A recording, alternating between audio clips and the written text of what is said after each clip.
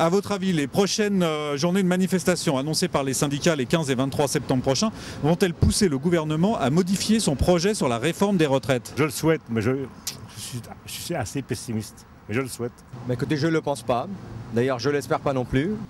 Je pense que la situation est quasiment arrêtée. Ce ne seront que des mesurettes ou des petits ajustements qui seront éventuellement faits.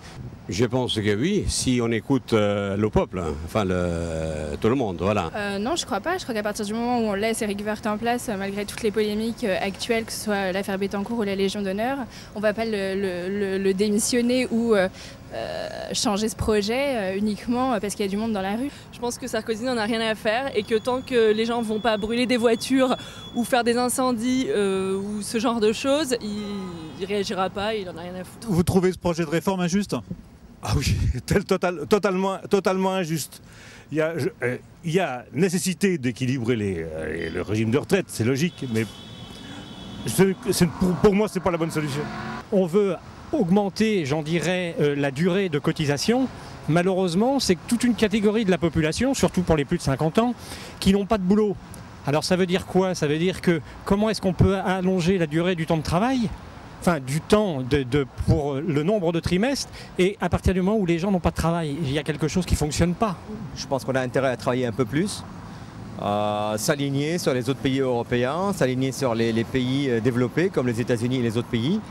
Il faut qu'on travaille un peu plus, il faut qu'on casque, il faut qu'on soit plus compétitif face aux autres pays.